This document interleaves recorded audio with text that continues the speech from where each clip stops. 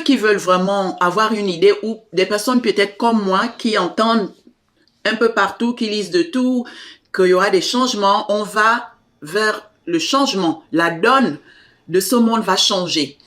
Lisez ce livre parce que Monsieur Michel, lui, dans les détails, il donne tellement d'explications. Ce livre, en fait, a comme un rôle d'observation des temps futurs. Vraiment, je l'ai perçu comme ça. Je l'ai vraiment ressenti comme ça. Vous explorez tellement tout, les conséquences sociales, économiques, politiques, techniques, tout ça. Et aussi, en quelque sorte, ça prépare les esprits. Moi, pour ma part, ça prépare les esprits aussi, un petit peu. C'est la raison pour laquelle je me disais, il faut que je vous demande, mais qu'est-ce qui vous a inspiré? Qu'est-ce qui vous a inspiré? Parce que il y a les faits, il y a des faits sociaux, économiques, politiques, il y a de tout là-dedans. Un véritable... Alors, oui. Il y a énormément de choses qui m'ont inspiré. Justement, c'est un peu un mélange de toutes ces choses qui ont fait que je me suis décidé à aborder ce thème.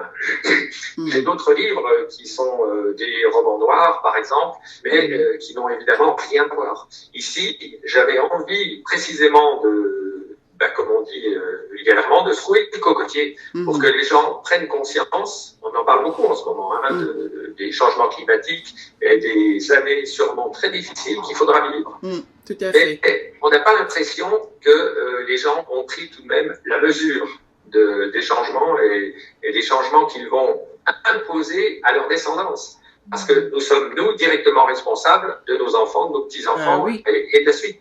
Donc, c'est un des éléments les plus importants qui m'ont poussé à écrire ce livre, mais pas seulement. Comme je vous le disais aussi tout à l'heure, j'ai voulu absolument essayer d'ouvrir l'esprit, non pas que je me considère comme supérieur aux autres et en capacité de donner des leçons, mais j'ai réfléchi à ce sujet, j'aime disons, partager ces réflexions. En particulier, donc, sur ce que moi, j'appelle les légendes religieuses, par exemple, mais pas seulement non plus.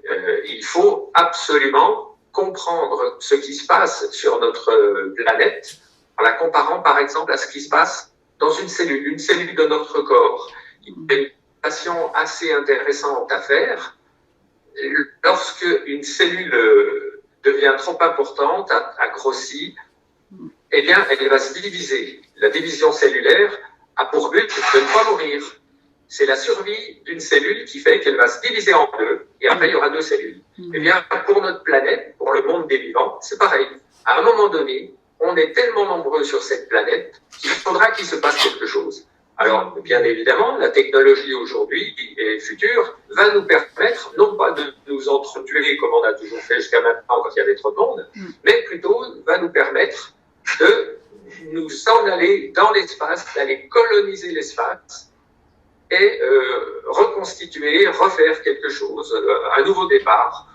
Et ça, c'est quelque chose que je voulais absolument partager avec les lecteurs. Voilà.